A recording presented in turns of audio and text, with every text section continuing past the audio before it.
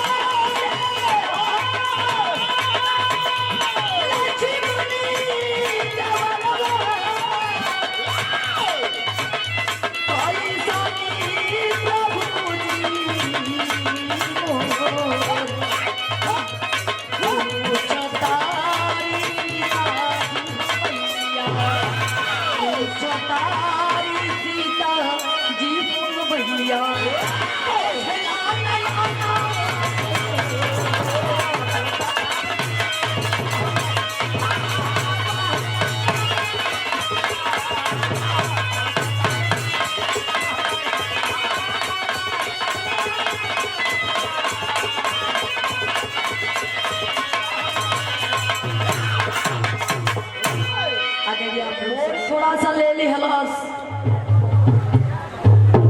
कौरव पांडव की तरफ दयावा झटके में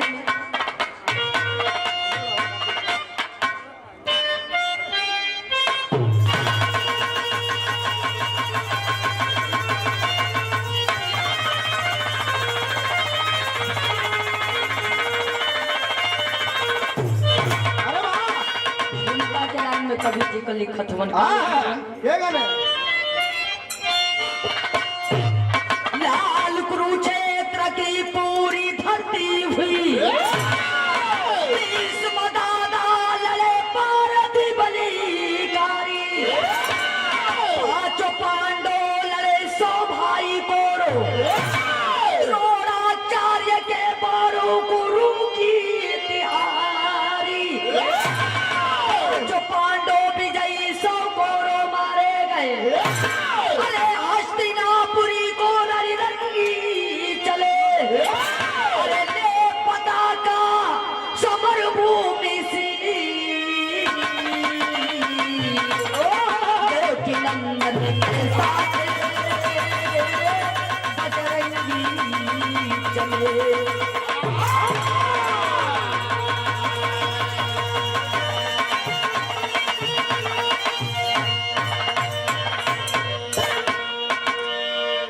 हाई देखी समाजवादी पार्टी सैनिक प्रकोष्ठ जिला अध्यक्ष सोनूनाथ यादव जी मऊ के धरती से 101 रुपया के आशीर्वाद के रूप में मिलल, चरणों में पाँव लगे आशीर्वाद के चाह रही सब भैयन के नमस्ते प्रणाम रही।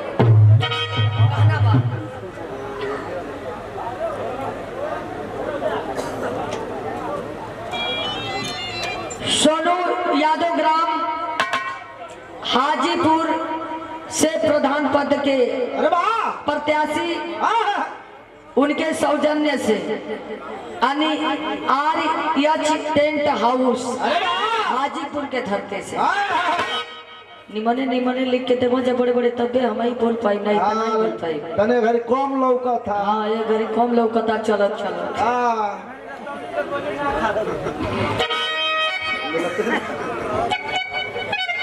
ढेर सारा रुपए से सम्मान के लिए भगवान आपके कमाई में 4 चांद लगावे, जे जहाँ रहे हर मोड़ पे तरक्की करत रहे। बहादुर समय का बाबू समय लाल कुरुक्षेत्र के मैदान में 100 भाई कौरव और 5 पांडवन के बीच में 18 दिन की लड़ाई छिड़ रही। और लड़ाई के मैदान में 100 भाई कौरव मारे गए, 5 पांडवन के विजयी भइल बा। 5 पांडवों को विजय समझ करके भगवान कन्हैया जी 5 पांडवों को लेकर माँ कुंती जी के पास में चल दिए। लेकिन 100 भाई कौरव मारल ला गई लले, 99 मारल गई लले। और 100 भाई कौरव में एक भाई कौन ऐसा था जो लड़ाई के मैदान से भाग करके छुप गया था। पांचों पांडवों को भगवान विजय समझ करके माँ कुंती जी के पास लेकर के चल दिए। कव्वाली के टुकड़ा में कवि जी संकेत देता रहा।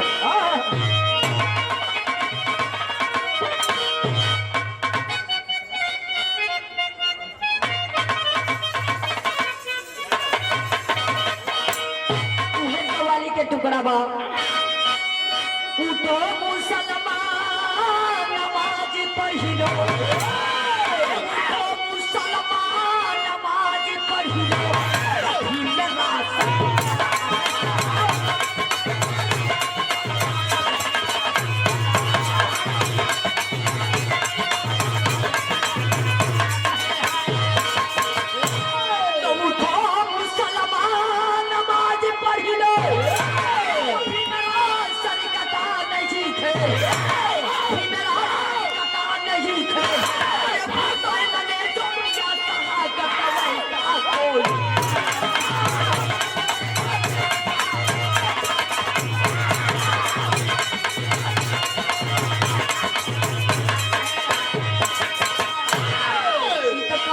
टुकड़ा रहल बाबू। लेकिन गाना के भाव में कवि जी संकेत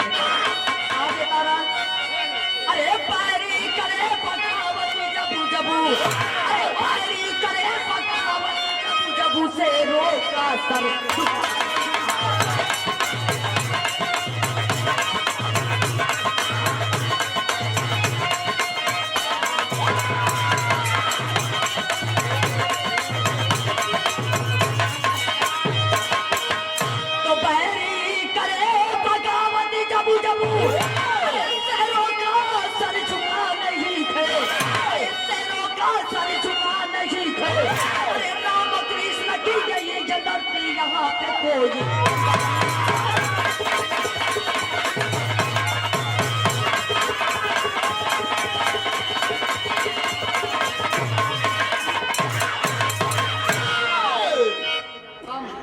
कम करे के टेंशन कम कर। अरे राम कृष्ण की यही है धरती, यहाँ पे कोई जुदा नहीं है।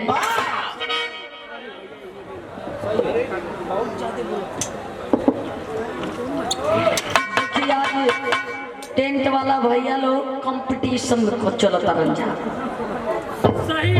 कंपटीशन में चलता रन। तनी मोहू दे तनी तो हूँ दे। सही है ना भैया, गलती हुई थे 1 रुपया दे के फिर से सही सही बोलवा सीधा रहे। आई देखी आर्यन टेंट हाउस हाजीपुर आणि मालिक राम निवास यादव मने व्यवस्थापक हुए, मने हमने के मलकारो आज बनी, आज के मालिक आप ही बनी हमने। जब तक यहाँ बनी जा रंगेर मालिक बनी हमने के। हाई देखी सोनू यादव प्रधान पद के प्रत्याशी ग्राम हाजीपुर के धरती से मने 100 रुपया में कुल्ली कमाओ चला लेता नहीं। अरे घर बंद बा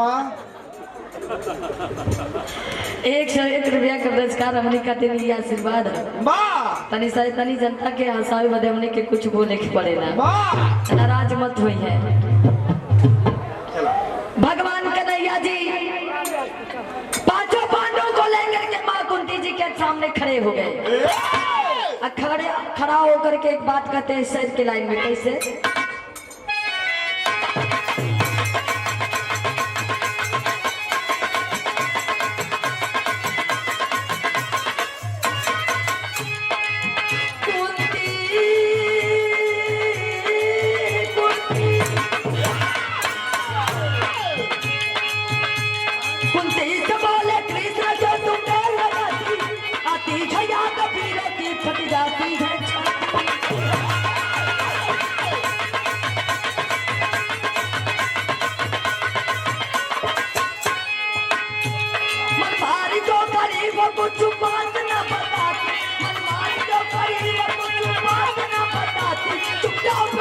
गाड़ी ऊपर उठ।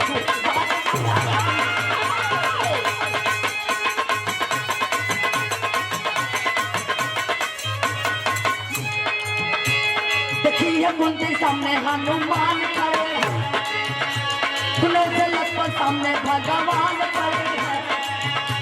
बलि है कुंती कृष्ण मुझे प्यास लगी है, तुमको को दिखा दो मुझे प्यास लगी है।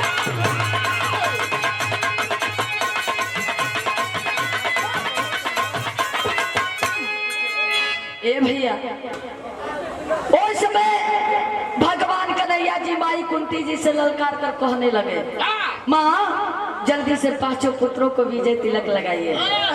इतनी बात सुनकर के माँ चुपचाप खड़ी होकर के तमाशा देख रही हैं, ना ही कुछ बोल रही हैं, ना ही कुछ कह रही हैं।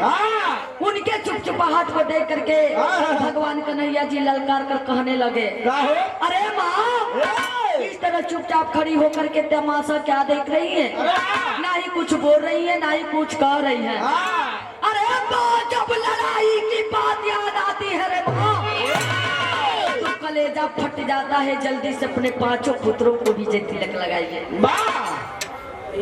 इतनी बतिया माई सुनली तब कहली कि ये कन्हैया ऐसे कैसे अपने पांचों पुत्रों के विजय तिलक लगा दी। अरे जब तक दुर्योधन पापी की लसिया नहीं देख लेती तब अपने पांचों पुत्रों को विजय तिलक नहीं लगा सकती। भैया इतनी बात सुन करके देखा भगवान कन्हैया जी की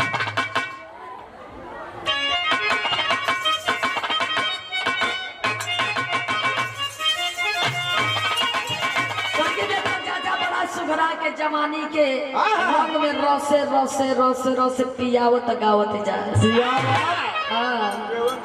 जब पी ले बनो तो अब का तो अबे अबे बता दे चलो सरिया ही जाए। पी ले तो फगुआ ठेल देब।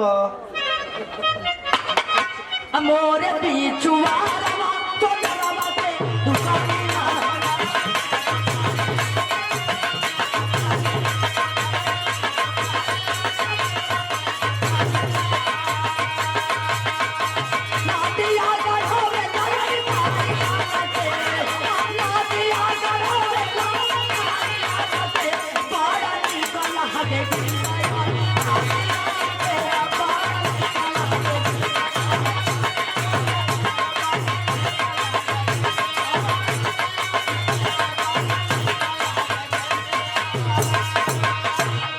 लेकिन गीतिया से न बाबूजी बड़ा सुंदर भाव। अब पांडवन के लेके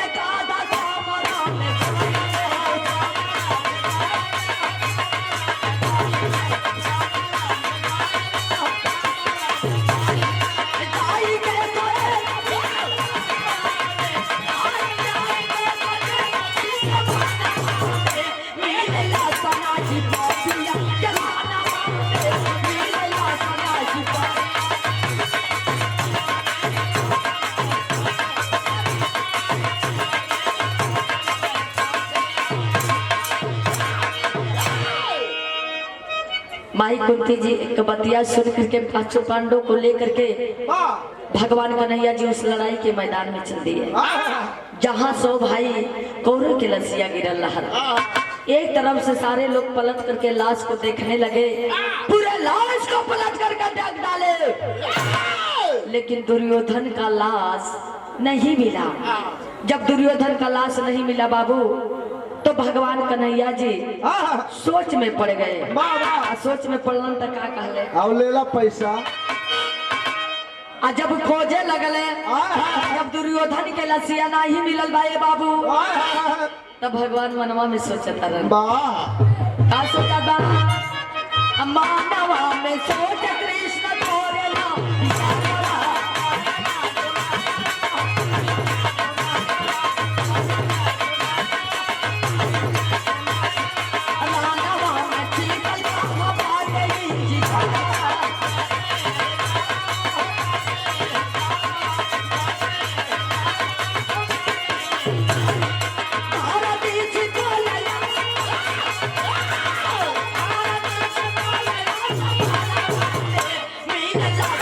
Keep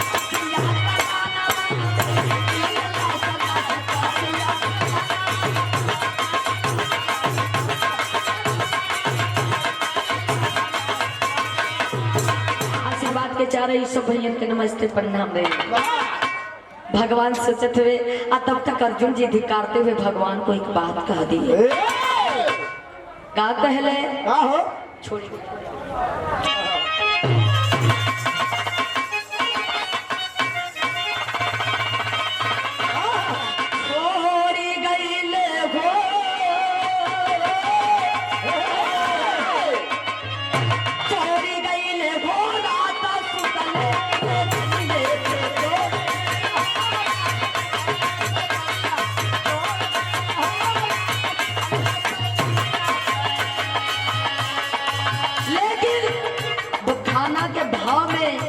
कभी जित संकेत देता रहा तोड़ी दे तो हरे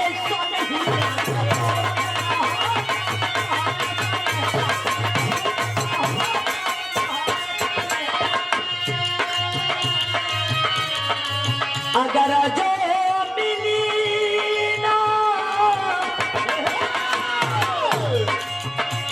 अगर जो मिली ना दुर्योधन पापी तोहरे संग श्याम को चुराई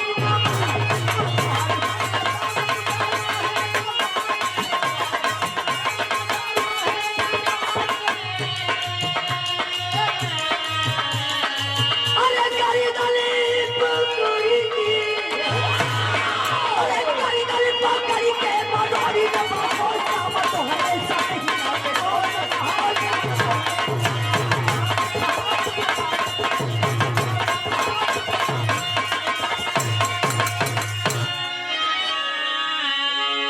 भगवान कन्हैया जी को धिक्कारते हुए अर्जुन जी कहने लगे भगवान कान खोल करके सुन लीजिए। अगर दुर्योधन का लाश नहीं मिला तो हमारे और आपके बीच में कुछ भी बाकी नहीं रह जाएगा। हम भगवान और भक्त का रिश्ता भूल जाएंगे। ए भैया वो समय देखा वो का भइल बा। अब इन्हें तनी बतिया कन्हैया सुनत हुए हथौले एगो बतिया एवरी पिंक मार दिले। का कहतरन ये जो से महाभारत के वीरस के बिरहा पर मोड़ पकड़लस का पकड़लस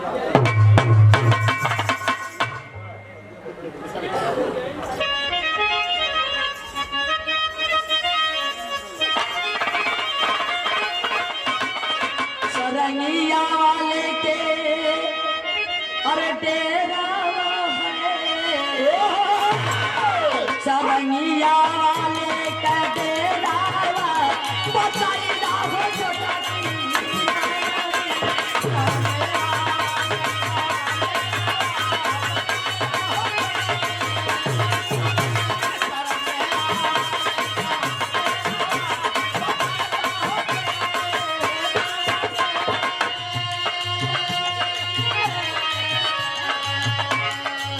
हजारों हजारों बार यह पुरस्कार दे करके हम छोटे कलाकारों का सम्मान किया जा रहा है। हमारे राम निवास भैया के तरफ से और सोनू भैया के तरफ से जो प्रधान पद के प्रत्याशी है हाजीपुर के धरती से 51 रुपया के पुरस्कार चरणों में पाव लगे आशीर्वाद के चाह रही सब भैया के नमस्ते प्रणाम बा। कहवा छिपौला दुसुमानावा कहवा छिपौला दुसुमानावा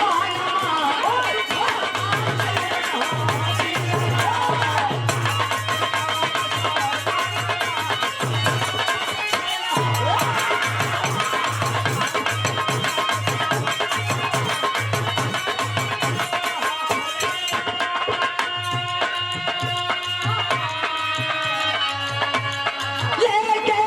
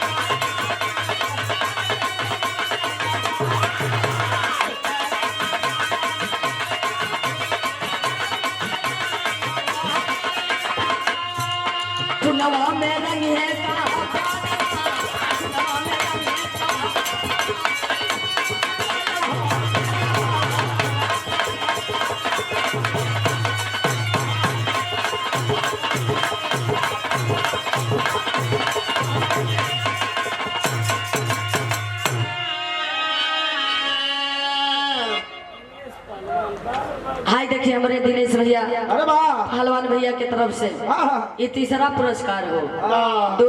दो बेर 20-20 रुपया के दिले हमके याद है ये मेरी मने बढ़ा दिले हमके मेड़िया बांध दे लेकिन बढ़ा दिले 51 रुपया का पुरस्कार हमारे भैया अपने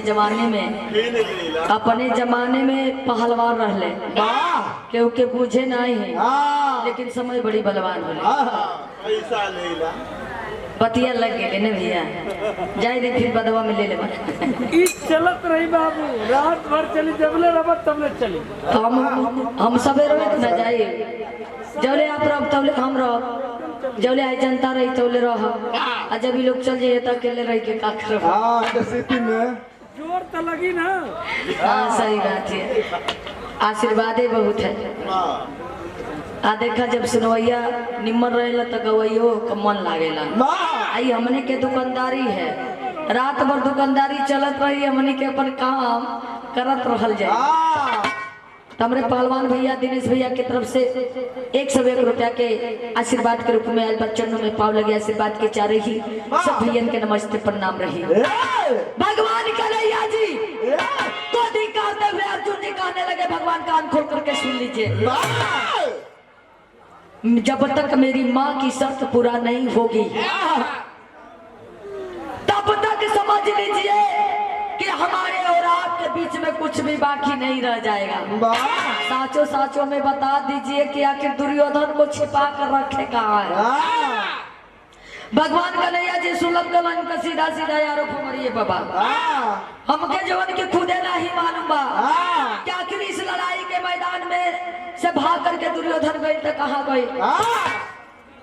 दुर्योधन गया तो कहाँ गया भगवान खोज रहे हैं। इतना ही नहीं भगवान से अर्जुन जी धिक्कारते हुए कहने लगे भगवान मैं आपको अपने रथ पर बैठाया था रथवानी करने के लिए और साथ में बोला था रथवानी करते समय ध्यान दीजिएगा इस लड़ाई के मैदान से कोई 100 भाई कौरवों के दल का राजा इस लड़ाई के मैदान से भाग निकले न पाए। भगवान आपका ध्यान कहाँ भंग हो गया जो कि इस लड़ाई के मैदान से दुर्योधन भाग गया।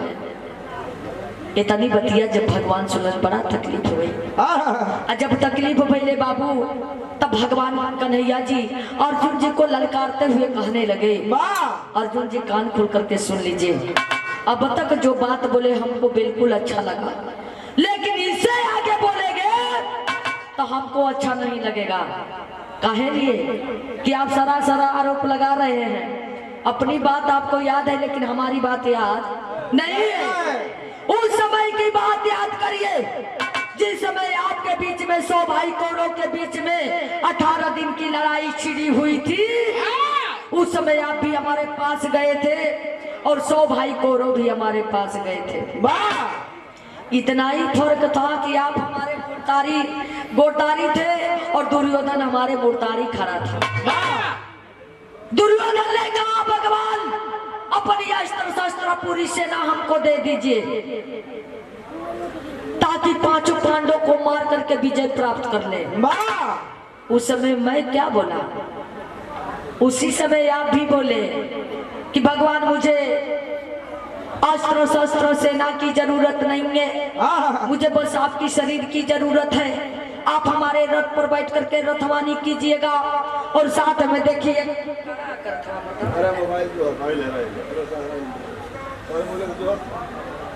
कहाँ जाता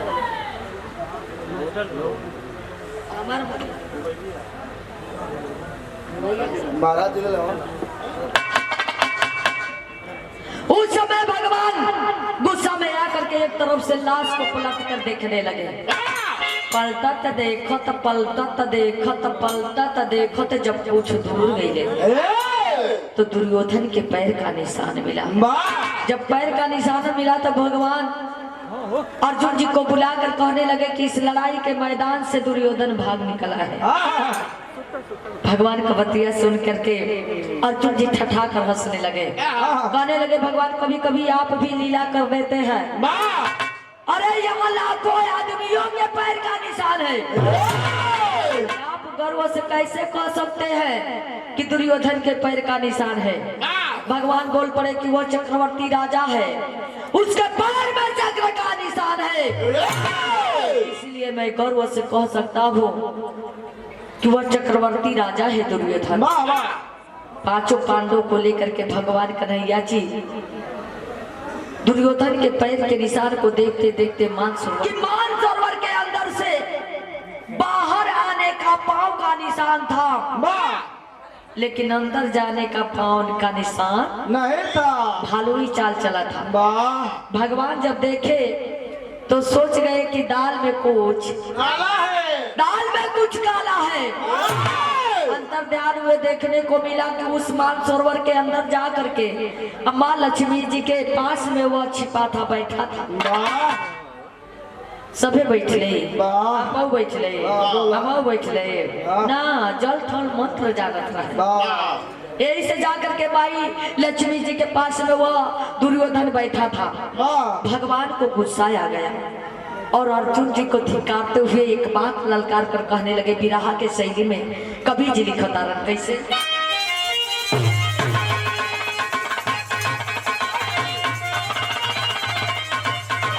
अरे राम पानी में बार, अर्जुन अरे राम पानी में बार मारा अर्जुन, अरे चली जा मान सरोवर तब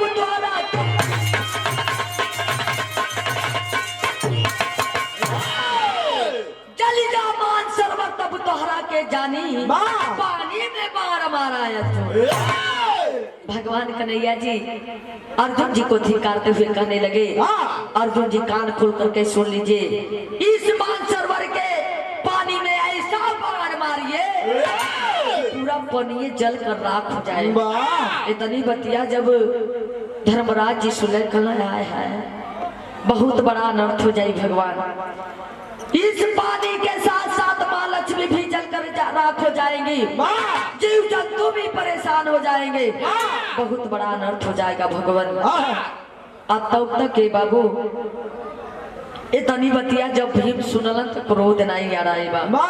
गदा ले भीम गरज कर बोले, अरे गदा ले भीम गरज कर बोले, मर्दों का यह काम नहीं, अरे तुम्हारी छोड़ भाग जाए मर्दों में उसका नाम नहीं, ये जरा कहाने वाला मर्द नहीं कहलाता है, अरे मर्द नहीं वो नारी है जो समर छोड़ भाग जाता है। कलम जवान आदमी समर के छोड़ के भाग गई, वो मर्द नहीं नारी बा।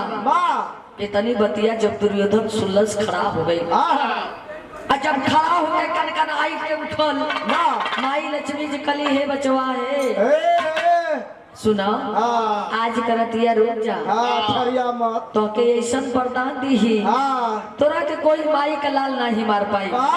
अरे बेटा जे जोश में आके होश खोलस ने ओकर दुनिया से उठाने हो गए। बैठा माई के बतिया मान के बैठिए लेने बाबू। अब अर्जुन जी का क्रोध नहीं आ रहा बा, उहे गीत लागल नहीं नहीं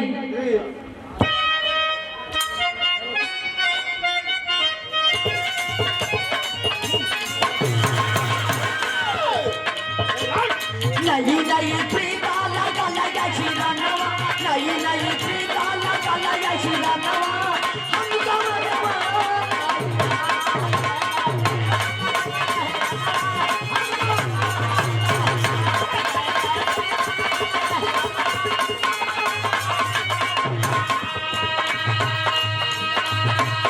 लेकिन गाना के भाव में कभी जी लिखत हुवन कहीं ले ला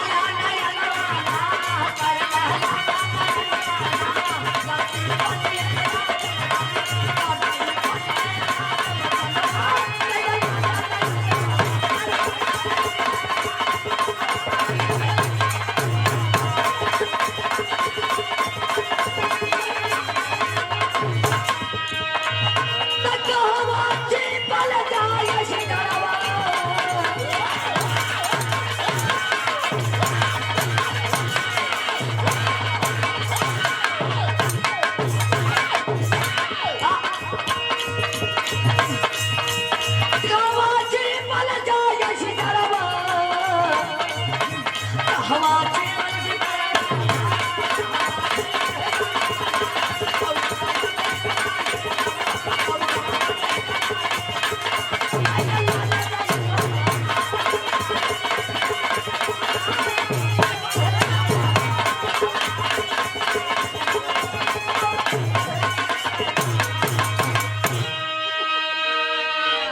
कल ई ससुरा एगो हिजड़ा से भी बदतर बा।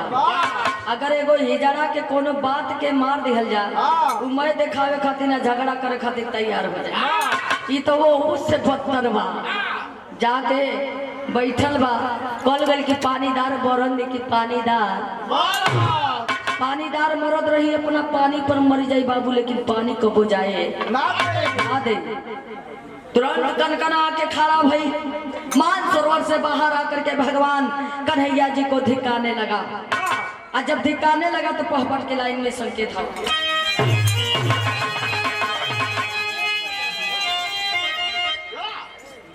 एक हमने दिनेश भैया के तरफ से 51 रुपया के पुरस्कार हो। खाना खाता हूँ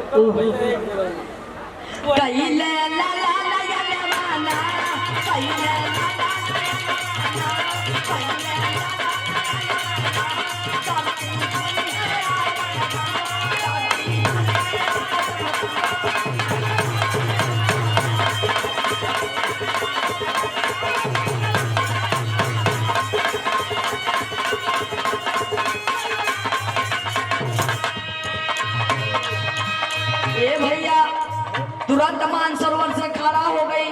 और जब मानसरोवर में खड़ा हो गई माई लक्ष्मी जी मने करते रह गई, लेकिन मानल नहीं करके भगवान कन्हैया जी को धिक्कारने लगा।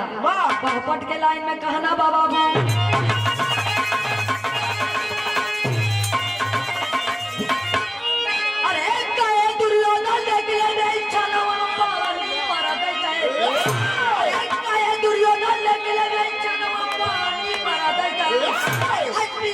पांडव कुल का सर्व पानी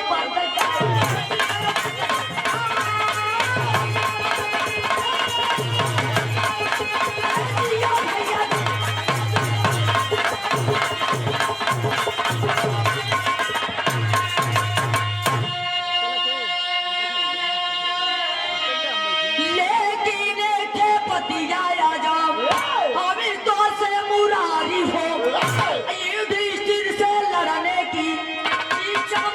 भारी हो। अरे गाँव करिया पर के पानी बरत अरे गाँव करिया पर के पानी बरत राजा से राजा लक्ष्मण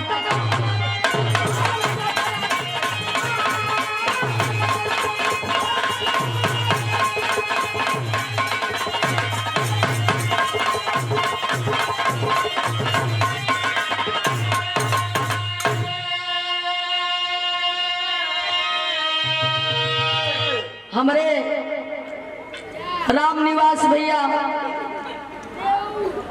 आर्यन टेंट हाउस के मालिक बड़े हाजीपुर के धरती पे, और उनके साथ में हमरे सोनू भैया बड़न, उनके तरफ से 51 रुपया के आशीर्वाद के रूप में अलबा चन्नों में पाव लगे आशीर्वाद के चाह रही। और हमरे सोनरैचा के धरती से प्रमाणिया परम श्रद्धेय आप सुंदर गायक कलाकार धर्मेंद्र यादव भैया के तरफ से ढेर ढेर सारा बड़ा सम्मान मिलल। आप चाहते कि ना देखते हैं, हम आपके देखता ही हैं। बड़ी बिरहा भइल भैया शुरुआत में हमारा और धर्मेंद्र भाई के कोई जवाब नहीं था। वो समय जवानी के जोश में रहे टलिया के फानी जाए हैं, अरे नीचे कूदी जाए हैं। नहीं बुढ़ाई अरे वाह कैसे आप जानत हैं कि बुढ़ा गए मैं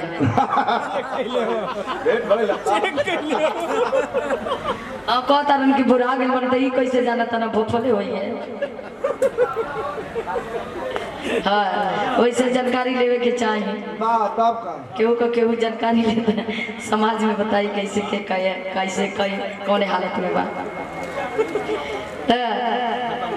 देखी मानसरोवर से बाहर आकर के भगवान कन्हैया जी को दुर्योधन धिक्कारने लगा।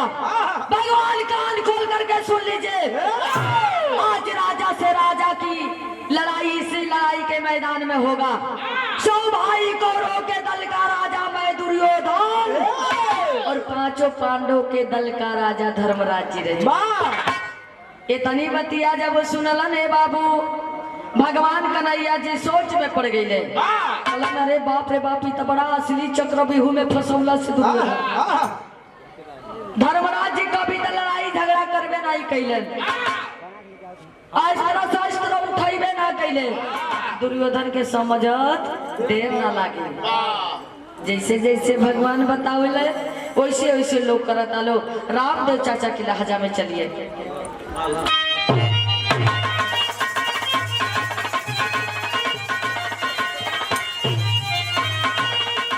अरे बोल भगवान तब हनुमान जी से बतिया, कारी जे सलाम दिया पहुंचिया।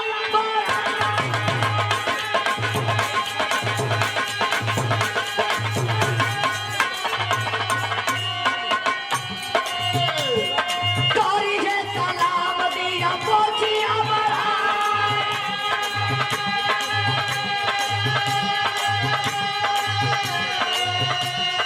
गुटका ले युधिष्ठिर कैले मुआ के समाना।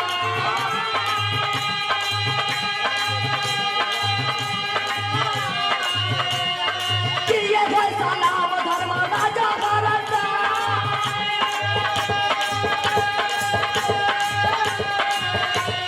कटी गई पहुंच लगल गुटका विजय आगी। मत के सहारे संता कैले भगवान, तेरी कैसे वो समय का बात,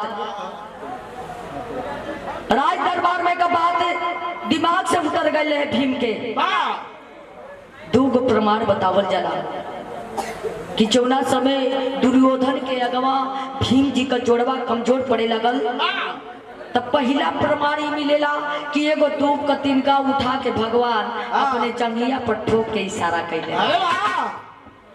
आ दूसरा प्रमाण मिलेला, कोई कोई कहेला कि अपने जब दूब के इशारा से ना समझ पौले तब भगवान अपने जंघिया पर ठोक के ललकार के बतावो तरन, जियो भीम जियो, जियो भीम जियो। उस समय का बात रहल बाबूजी, जो भीम के दिमाग से उतर गए रहे। राज दरबार में 20 सभा में दुर्योधन सिंहासन पर बैठ करके दुशासन से द्रौपदी का चिड़िया खिंचवावत रहल। जब खिंचवावत रहल तो वही 20 सभा में वह भीम जी प्रतिज्ञा किए थे, काल खोल करके सुन लो दुर्योधन, एक दिन नहीं तो एक दिन अपने गदा से मार करके तुम्हारे जंघिया को तोड़ दूंगा। तब तक बात याद आ गई। गदा का प्रहार करते करते करते करते ऐसा गदवा नचा के दुर्योधन के जंघिया पर बल्लने बाबू कि दुर्योधन के शरीरिया पहाड़ जैसे जमीनिया पर गिर गई। जब जब जमीनिया पर गिरल बा तब भगवान कन्हैया जी दुर्योधन के लाश को लेकर के पांचों पांडवों को लेकर के माई कुंती जी के पास में चल दिए। पंधारी चचा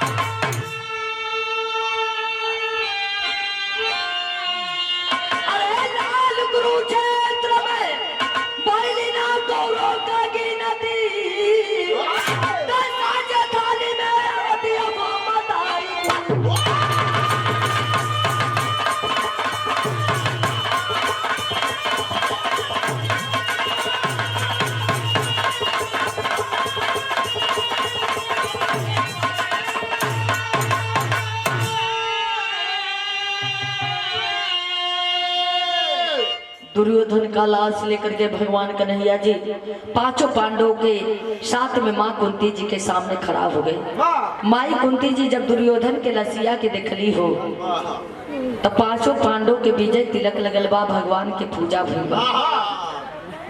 आइए जो से देखा लाल कुरुक्षेत्र के मैदान में 100 भाई कौरव मारे गए, पांचों पांडवन के विजयी भइल। ऐ जो से हमारा दस्तानों खत्म हो गई। संगी पत्तू चाय भर